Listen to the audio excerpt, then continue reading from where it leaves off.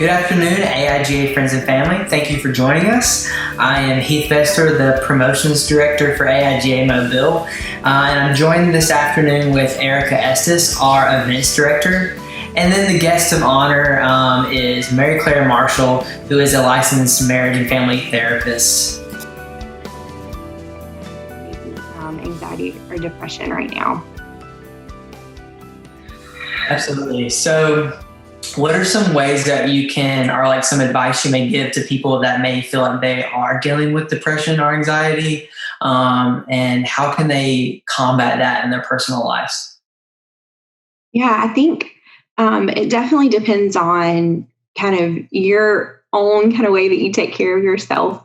Usually, obviously, we're having to be more creative in these times to be able to take care of ourselves. And so I would say, number one, that it's okay to reach out to someone if you're struggling. And that doesn't have to necessarily be, a counselor or a therapist. That can just be, FaceTiming your parents or your friends, or just kind of being able to vent about what's going on. I think that's a good first step. And if that's not necessarily adequate for you, then there are so many counselors and so many therapists that are doing what we call teletherapy right now. And most insurances do cover that. And a lot of insurances are waiving a lot of fees right now as well. So that's definitely something to consider.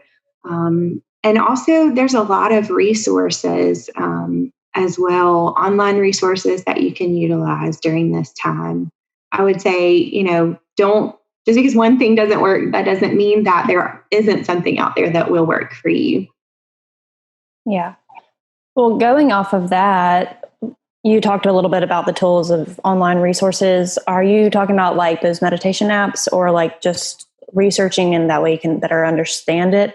Or like if someone is a little curious as to like how to figure out what they might need or what the tools are, how would they like go about looking into those different things? So I know I've researched it on and off in my own emotional like struggle in my life.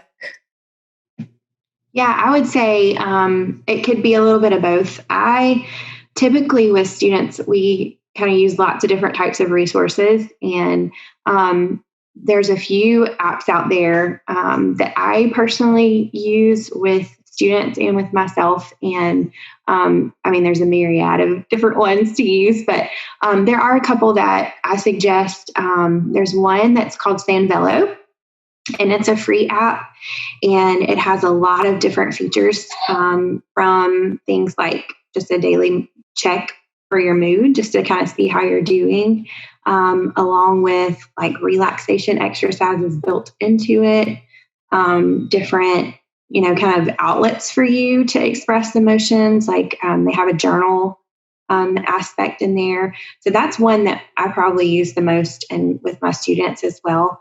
But there's other ones like Calm is another one. Headspace is another one. And some of those cost, money, but the reason why I like the Sanvello is that it is free and it has lots of features. So that can definitely be like an easy thing to add into your day, instead of necessarily having to do, major psychological research on what you're experiencing.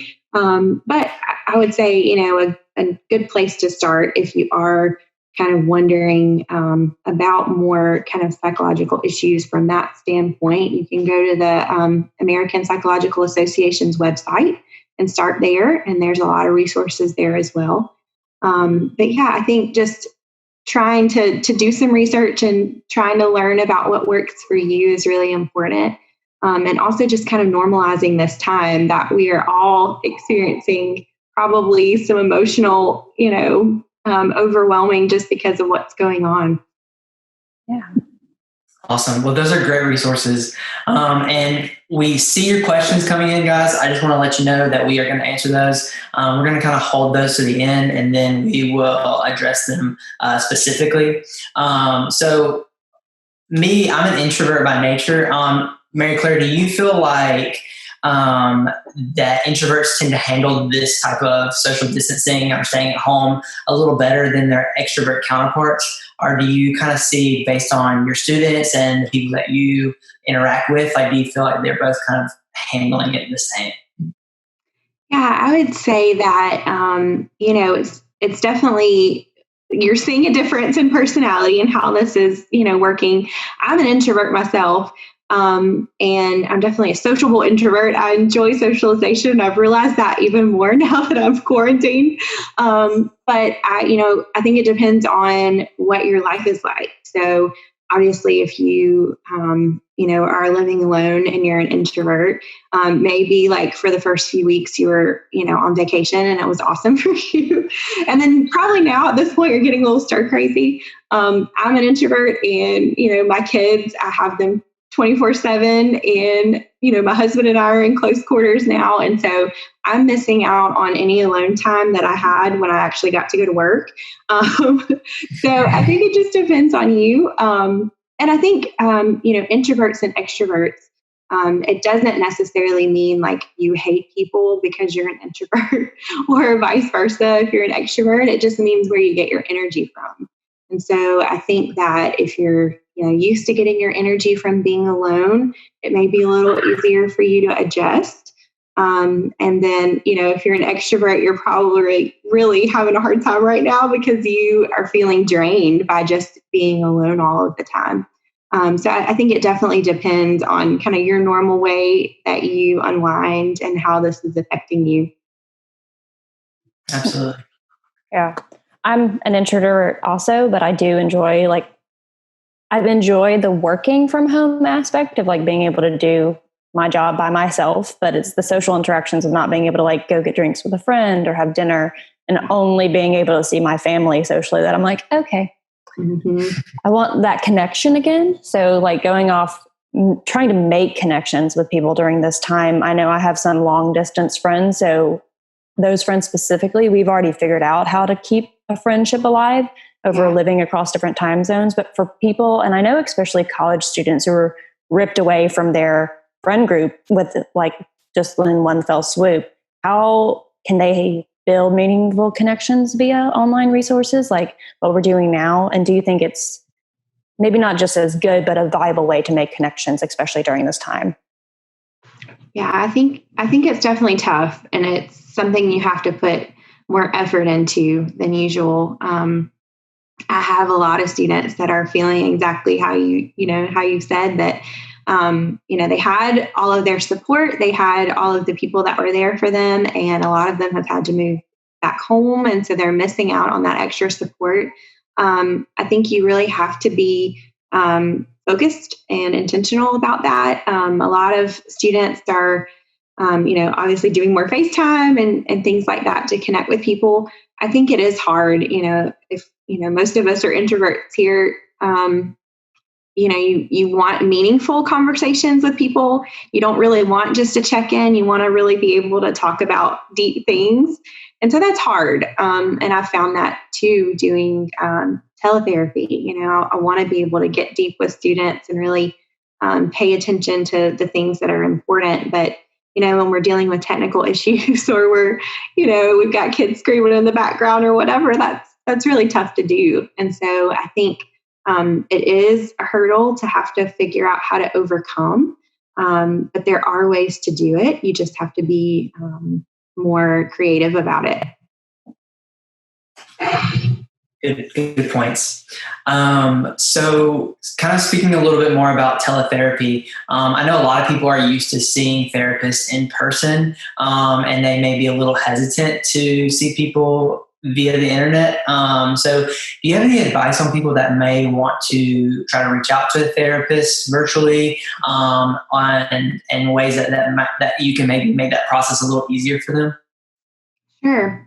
So there are a lot of different resources out there now, and some of them with mixed reviews and kind of mixed ideas from different professionals about what is helpful. There are lots of therapy apps out there now where you can do asynchronous texting or messaging with therapists. which can be helpful as kind of like a first step through the door if you're wanting to maybe build a therapeutic relationship, but you're a little anxious or nervous about that kind of in real time. And so that would be definitely a start. Some of these are free, some of them do cost money. I definitely don't think it's something to completely replace a therapeutic relationship. And definitely, once quarantine's over and we can actually be around civilization again, I think that is ideal for a therapeutic relationship. But that might be a good place to start to kind of have some of these conversations and feel a little more comfortable about that kind of disclosure with someone that you don't really know. And two, if you could kind of start with that kind of bridge, it does help for you to be able to connect with somebody who is in your town and is in your city to have a lasting kind of relationship therapeutically. So that might be a start. Good. So with AIGA being a mainly design-oriented organization, though hopefully we'll get some other people involved in this one, but do you find that creative people tend to be more emotionally sensitive or challenged by these situations, or do you think that we could thrive a little bit more, or do we just need to figure out our setting in this? Yeah, I think I would definitely consider myself more of a creative person. And I think that it can be a challenge if you're familiar with the Enneagram at all and, the stereotypes of creative people and fours and all of this. I think depending on your kind of way you usually handle your emotions, it can definitely be more of a challenge. And kind of this unstable environment that we're finding ourselves in right now. And so I think, yes, that can be a challenge if you are wired that way. But it can also be more of a benefit as well. I mean, you think about if you're a creative person, then you probably are used to coming up with creative solutions to life. And you're probably thinking outside of the box already. And so, honestly, myself, like I've had to kind of find outlets in different ways that maybe I wouldn't usually. I like crafty, creative things, but I'm not able to just have time to do those things alone. So, my son and I, we've been painting on the, front porch, painting things, or obviously like going out and getting out for walks has been helpful to kind of like, get that part of creativity as well. So I think just kind of thinking about how can I still be creative, even if I'm like, maybe in my four walls of my house, how can I still have that outlet? Has been really helpful, at least for me, and a therapeutic thing that I can kind of do for myself. Awesome. So I know we have one more question that we want to ask, but I'm going to hold that to the end. So I want to go ahead and kind of jump into some of the questions that you guys have. So I'll go ahead and start with this first one. And so for this one, it's my friend says she wants to talk to a therapist, but keeps postponing it. COVID-19 has given her another excuse. How can I help her be able to go to therapy for the first time? Yeah, that's a tough one. I would say that regardless of the circumstances that we're living in right now,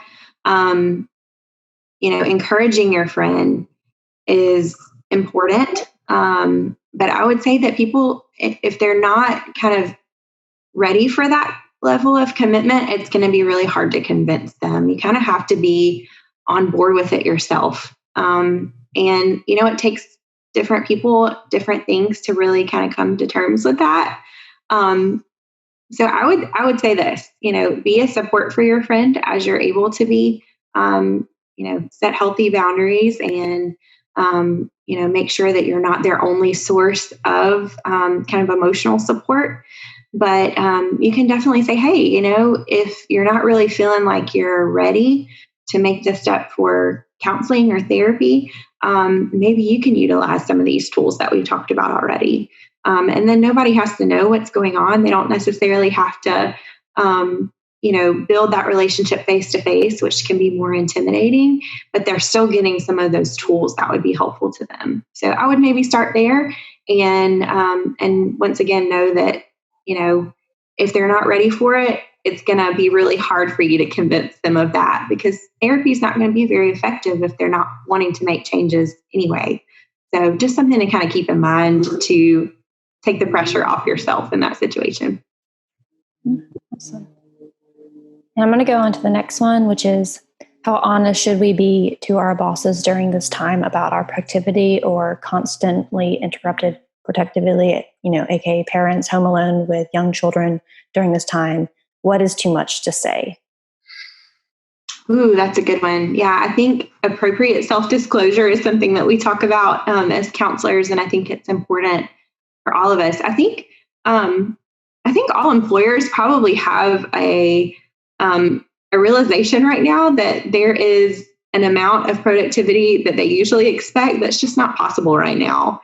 And I would really, I would hope that from an employer. I would say that if there are legitimate, concerns and things that you are part of your job that you just can't accomplish, I would say, it's an okay time to be vulnerable about that. I would hope that from my employees, that they would be honest with me where they're at, because if you don't feel like you can do that, then that's not going to be a very productive relationship down the line anyway.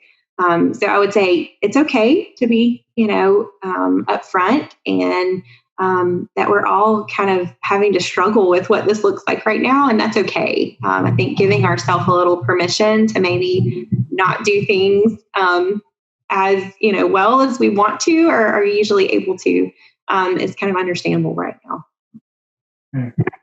That's really good. So I have a question. If you find yourself in the situation where you are someone's only connection or lifeline during this time, that can be kind of intimidating. Do you have any kind of advice or any kind of wisdom that you can share with people that may find themselves in a similar situation? Yeah. I would say, healthy boundaries is always important. And you can only take care of someone as you are kind of well to do that. And so it may be that you just kind of have to give yourself breaks. And setting healthy boundaries looks different for everyone. If you're an introvert, there may be more of a need for that than if you're an extrovert and you get energy from other people. So kind of be aware of yourself and, what is too much for you. I would say, once again, you can encourage your friends to utilize other resources as well. And, saying, hey, like, have you talked to anybody else about this? Or have you done this, this, and this that may be helpful to you? And so it's, once again, it's okay to be a listening ear for someone. It's okay to be support, but you can't be all of that for all people. So taking some of that responsibility off of yourself and knowing that it's okay that you don't have the answers for them always. Then I'm going to go off of this question over here because I relate to it a lot. It's about being a single person who lives alone also, and finding yourself like hunkering down more and not really getting out in the fresh air, and just like maybe even video calling people. And just any advice for those of us who already are, alone most of the time. And I know I'm personally an introvert, but I very much want human connection in my life. And even before social distancing was a thing, I did notice that occasionally I would find weeks where if I didn't get out and see people, I would start to see an effect in myself. So any advice that we can have during this social distancing time to help those of us that already live alone and are finding ourselves like hunkering down even more than we already do. Yeah, I think it's so important to not isolate yourself, which is definitely a struggle this time. I would say you're going to have to be more aware of it and probably try a little harder than usual. What is it that recharges you? Those are the things to kind of focus on more during this time. And give yourself permission to, like, if you just don't feel like peopling, that's okay. But do try, and do give it a solid effort when you feel that you're, more isolated, or you're more, kind of shutting yourself out a little bit. Because this whole quarantine, I think I've described it to a few of my students as it's kind of like grief, and you're going to go through different stages. And like one day you'll be okay, and the next day you won't. And then you'll be angry the next. And so, like, giving yourself permission to feel all the things is okay. But also realizing that, okay, I do need to make myself do things that might still be hard. Because that's what's going to really have energy for us and give us wellness during this time is to be able to still focus on the things that do matter to us. Absolutely.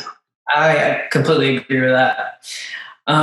So for people with pre-existing mental health issues, such as anxiety and depression, that are feeling especially affected by the current events, what would you generally recommend in addition to like meditation or some of the apps you've already mentioned?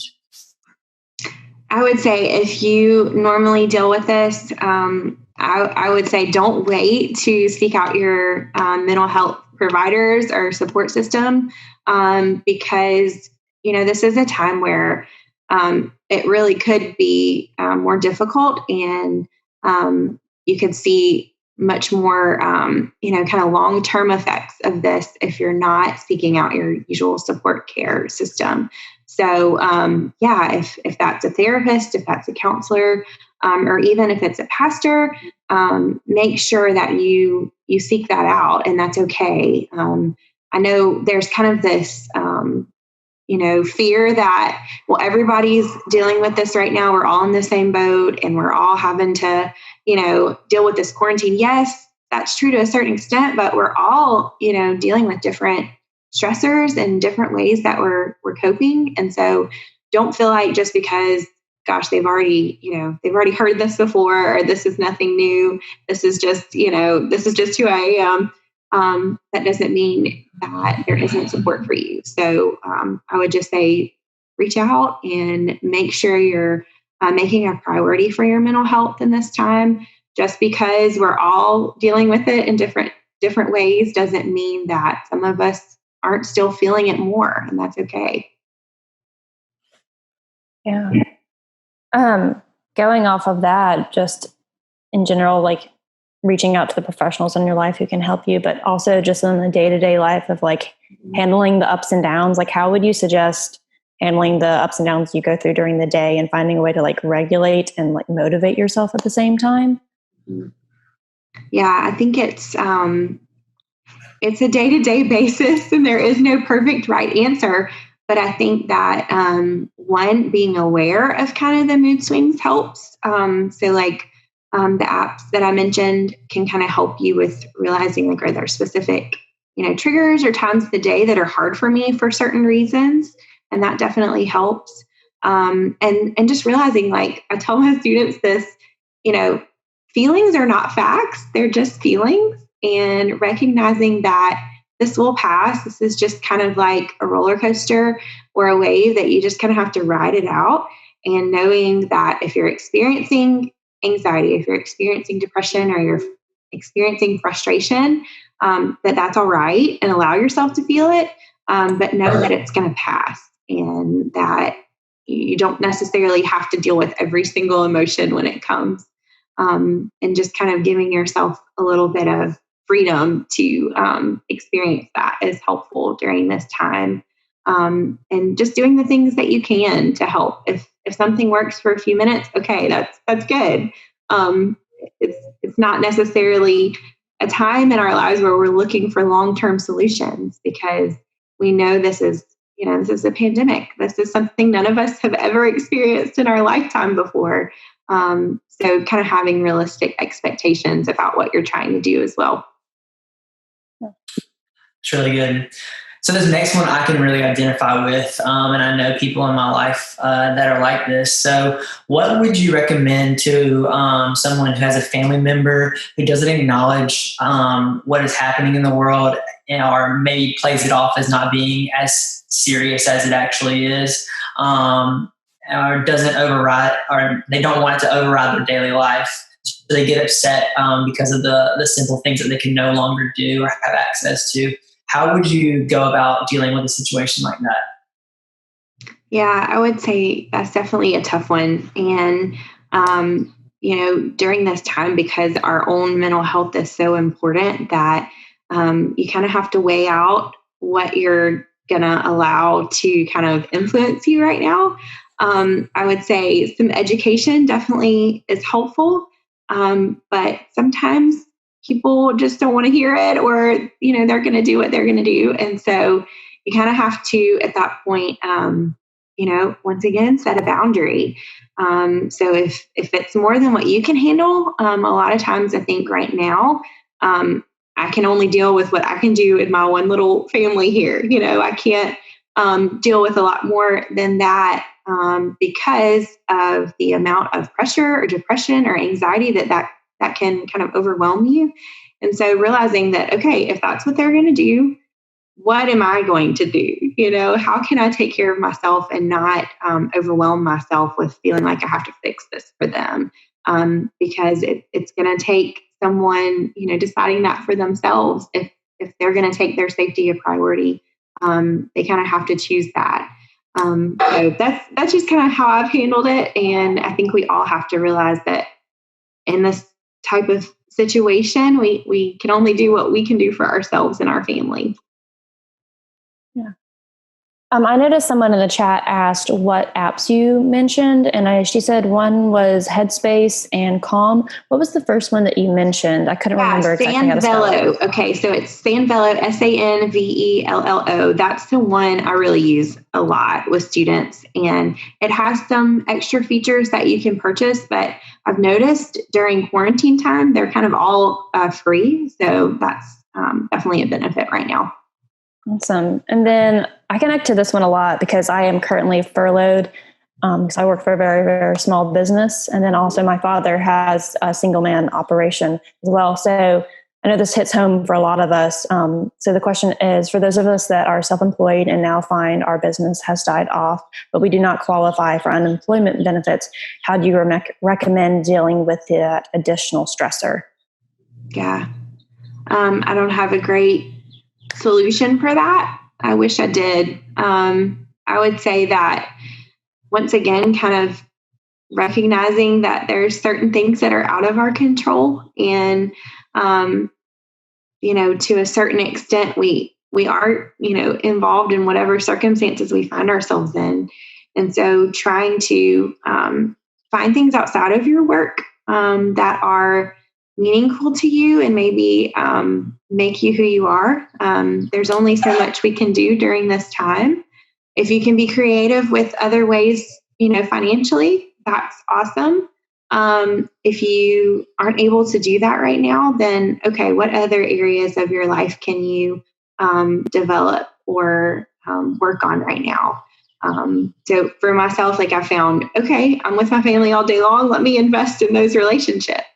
So just thinking about the things maybe financially in your life that you can continue to grow would be just a start. It's not a solution, but it's a start.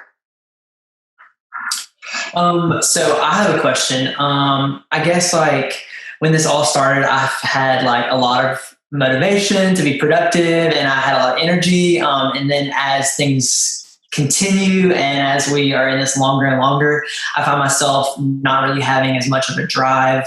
I don't really want to do anything or really engage. So do you have any advice when it comes to combating those types of fatigue? And then the second half of that is with social media being such a important aspect of our day-to-day life now when it comes to staying connected with people, how do you manage the downsides of social media when it comes to comparison, or when you see people that are, doing something amazing on social media or taking advantage of the time they have at home, and kind of feel less than because of that? Yeah, that's a great question. I would say same. I had so much energy the first couple weeks. I was like, man, I am getting things done. I was baking every day and doing all of these things. And then suddenly I was like, I don't feel like doing anything now.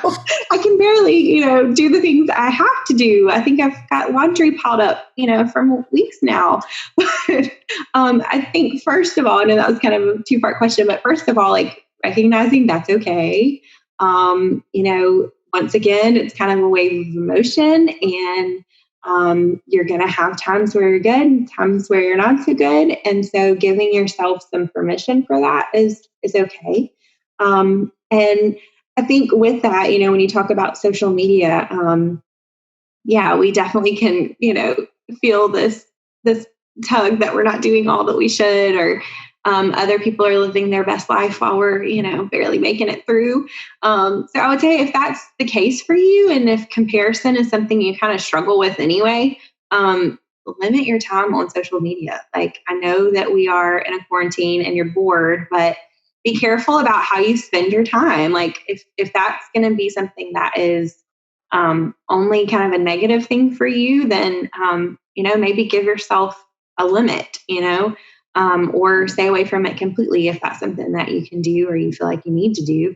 And just know, like, we're going to have times where we veg out on Netflix, or times where you, are not really functioning. You're just kind of here, and that's okay. Every day doesn't have to be, something Instagram worthy. We are just kind of making it through one day at a time right now, and sometimes 1 hour at a time. And that's all right. So just my personal experience on social media hasn't been as much the comparison, more the over energetic news outlets that flood my social media and give me anxiety about potentially catching the coronavirus. And I know that I personally had to, I deleted Facebook off of my phone. I allow myself Instagram because mainly it's cat videos and pretty art. So at least for me, I had to go, okay, I'm never on my computer. So we're just going to only have Facebook on the computer, and I'm not going to have it on my phone. I will look at factual information when it's necessary and then get off it immediately. But I guess going off of the fear and just the helplessness that we feel related to the disease specifically, and less the social distancing, I know this is kind of twofold, I guess. I have a lot of friends and parents of friends who are healthcare professionals. I have several friends that are nurses that are working on the COVID-19 units in different hospitals in the area, and friends of doctors who I've known for years, and looking at them going, I'm sitting at home and you're going into work every day in a dangerous situation, and you have children younger than me. And just thinking about them and keeping them in my prayers for their safety. But how do you deal with the fear for others who are dealing with it more actively? And if they're in your family or they're friends of you, how do you let that fear not eat you alive? And then also, if you know someone who's been diagnosed with COVID-19 and you're feeling helpless and not being able to help them or be near them, especially if it does get bad because you're not allowed to, go visit anyone anymore in the hospitals. How do you deal with the helplessness and the fear in both of those situations? Yeah, that's a great question. I think that is the reality of what we're dealing with right now. And that's probably the most painful part. I mean, I think about it. I have a 4-month-old, and, I can't imagine if I had just had him and my husband wouldn't have been a part of the birth, or, I wouldn't have been able to have family members there. It's really heartbreaking. And so I don't think, there's a perfect or a right way to necessarily handle it. I think that, trying to distract yourself is helpful. And then trying to be a support as much as you can.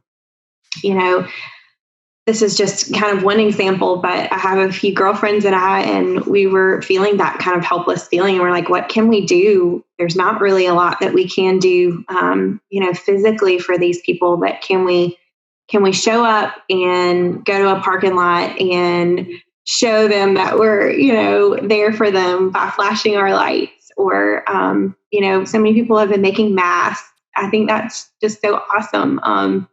I don't think there's a right answer or a right way for us to handle our emotions with this. But I feel like if we can kind of help alleviate the suffering in any way, that definitely helps us with our kind of mental health in that. Even if it's, not perfectly done. And that's just kind of how I've handled that personally. And just realizing once again, like, I can't fix this situation.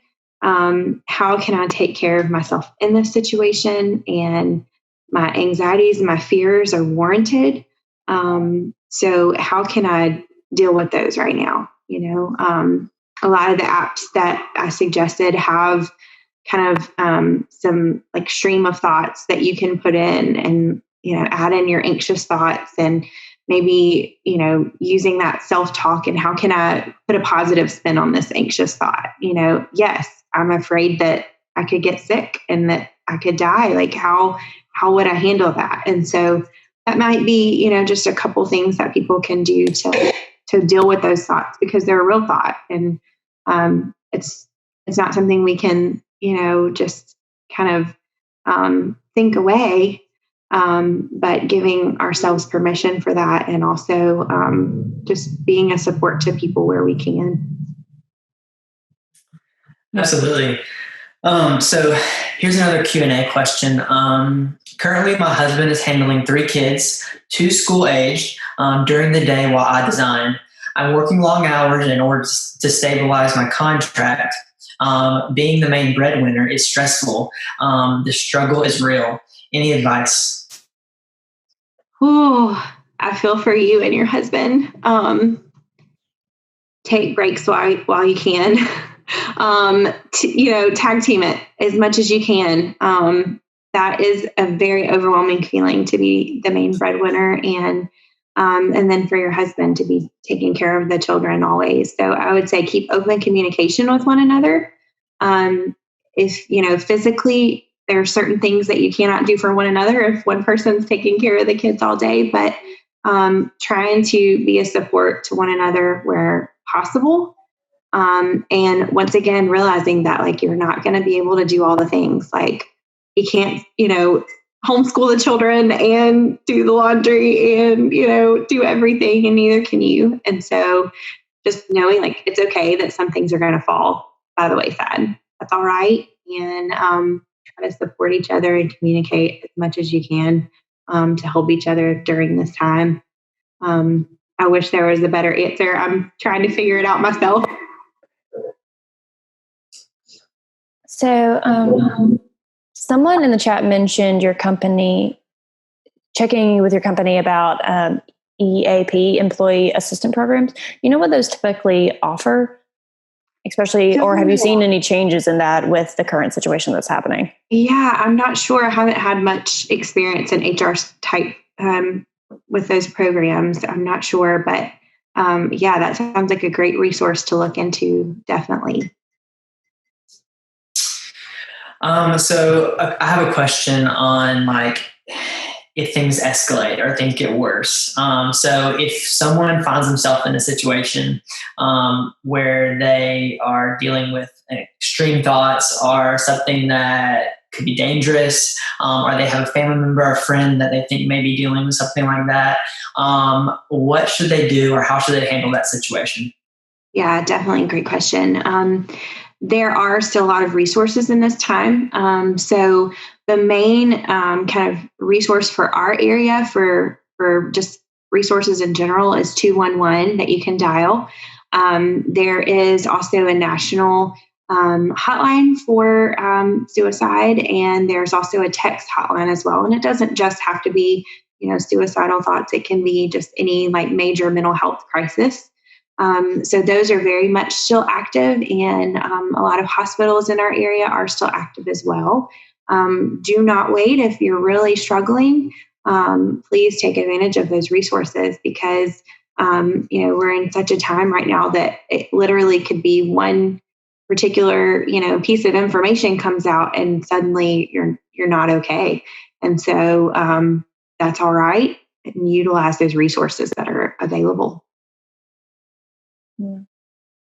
On a technical end, I know earlier we talked about just in general what depression can look like in different signs, and just through personal experience with some friends who've had some traumatic events in their family with younger children who have committed suicide, and talking to therapists later, realizing that it can present itself differently in young children. And now that a lot of children are home, and sometimes that will affect them differently, and not everyone has a great home situation. Like, what can you look for in younger children, like in either in your own children, or if you have younger siblings who are now at home all the time? Just because I know that depending on the age, sometimes it can present itself very differently than what we're normally told in our, older than high school age. Yeah, absolutely. So I did a lot of work with children kind of earlier in my counseling career too. So it's something I definitely have a heart for, and know that it can look really different.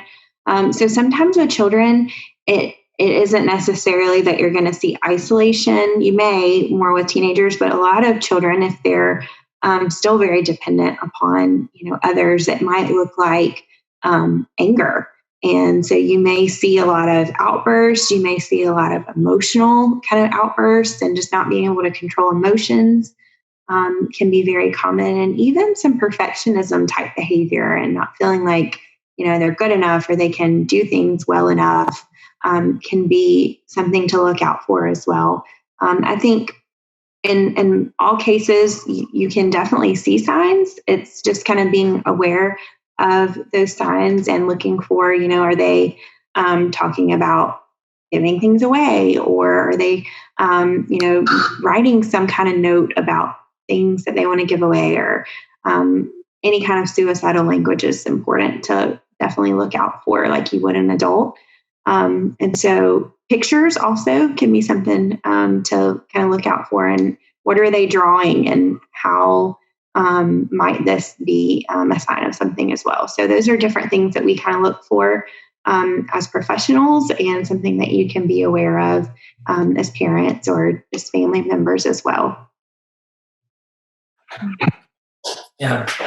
So just a reminder, we want to make sure we get to everyone's questions. So if you do have a question, or you want to hear us speak on something that we haven't discussed yet, go ahead and add those in the Q&A before we wrap up, to ensure that we can answer them before that. So the next question I have is, like, social distancing may continue for some time now. We don't really know when things are going to come to an end, or when things are going to return to normal. So how do we best cope moving forward with a long-term mindset, and dealing with some of the, I guess, repercussions of this experience?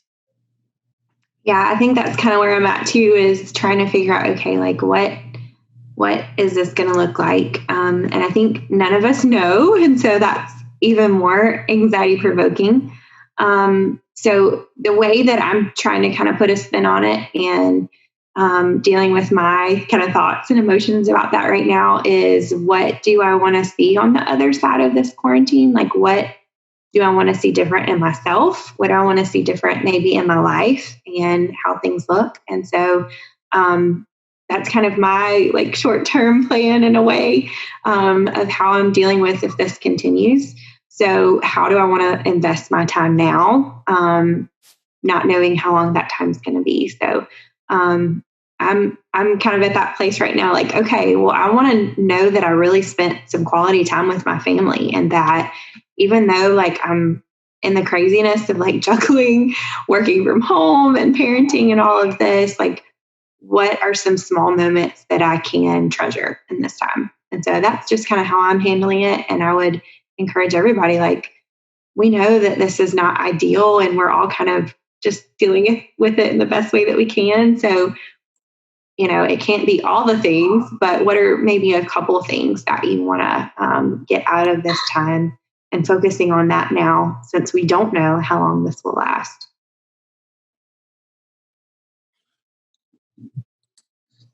Yeah, sure.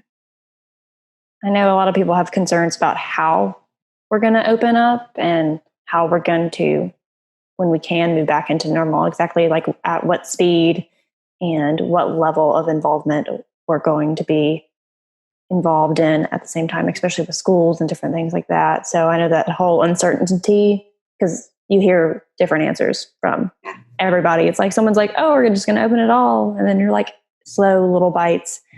and back and forth from different members of the community.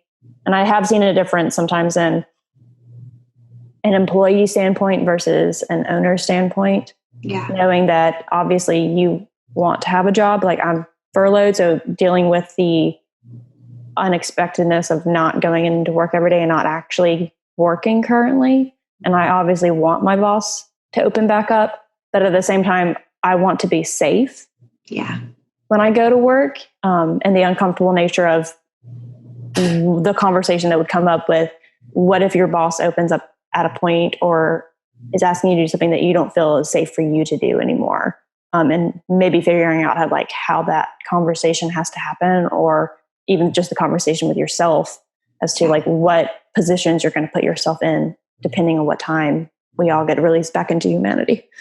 Yeah, absolutely. I feel that too. And I think there's no right answer. I think having honest conversations is always helpful.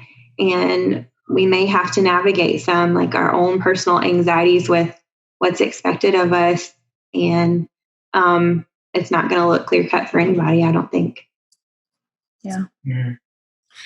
Absolutely. So kind of going back to the Q&As a little bit, Lindsay says AIGA has gotten behind many movements like Get Out the Vote movement. Is AIGA thinking of ways to have designers post on social media in a unified format after this lunch and learn? Maybe it could be a way to boost up others during such a rocky time. So I would just say AIGA is definitely trying to think of ways to engage our community and to support the design community during this time. But as far as AIGA as a whole, there's multiple chapters across the country. So this is definitely a great idea, and it's definitely something that AIGA Mobile will discuss. And we definitely want to hear from our community. So if you do have any ideas on ways that we can better serve you or help you during this time, or make you feel more connected to other people, we want to try to be a catalyst for that. So I will just kind of let Megan know if you have any ideas and you want to include those in the chat.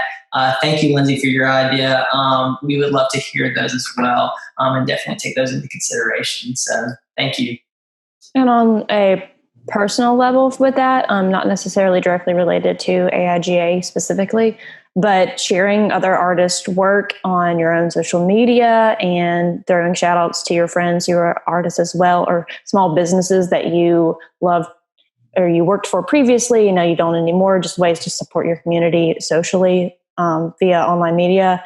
That's been helpful to me. And I work mainly with small businesses. So just talking to old friends from old businesses and their response to seeing their media shared online and the heartening that gives them has been, even if you're not financially able to support them, it's really helping other people survive and think that they can keep going on and doing that.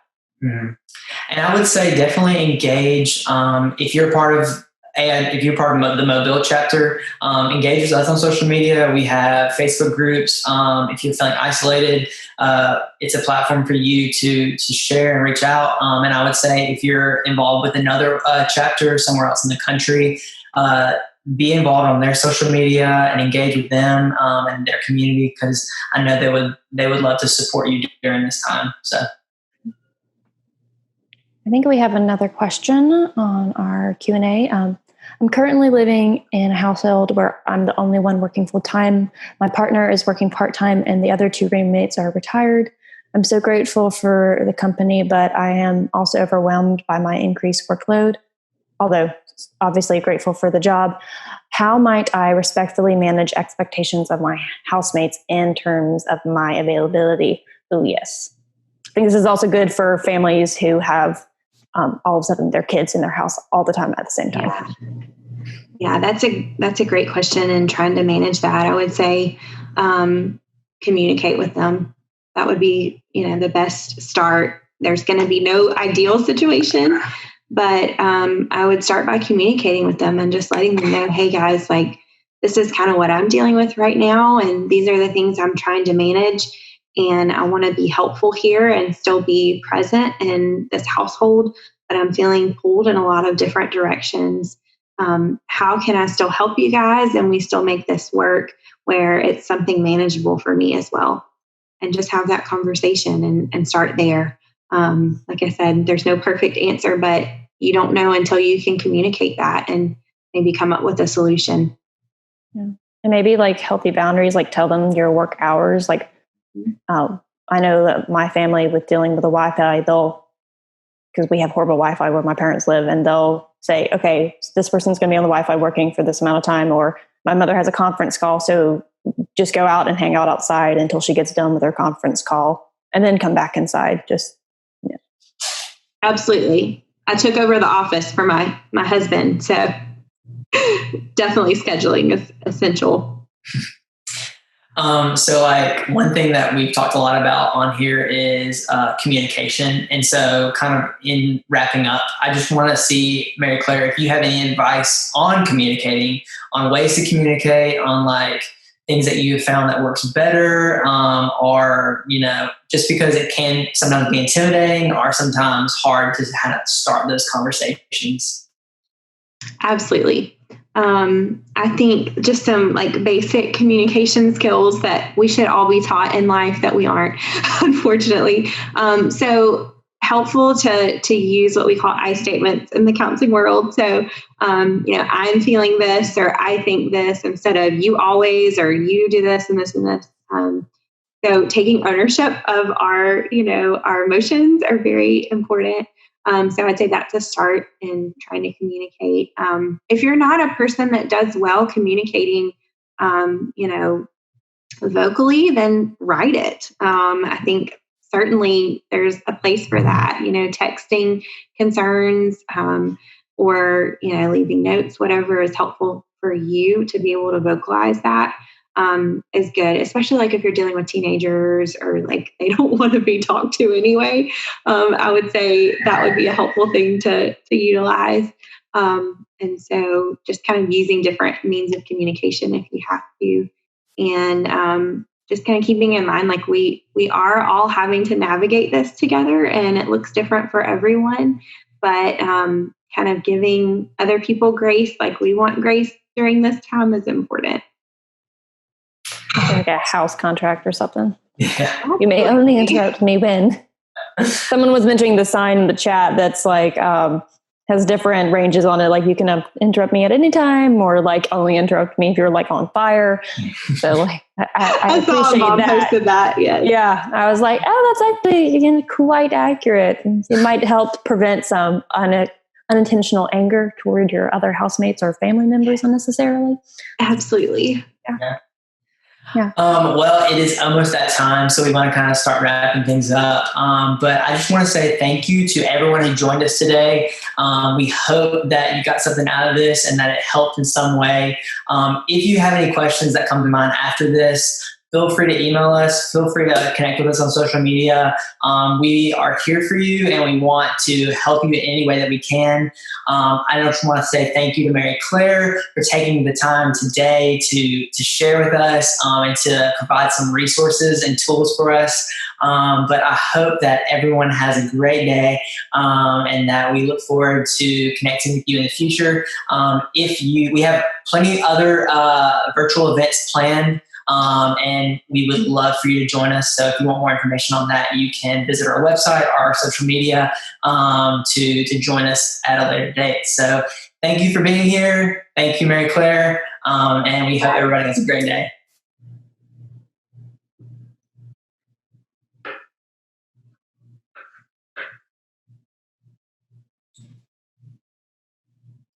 All right, guys, I'm going to end the meeting. Thanks. See y'all later. Bye.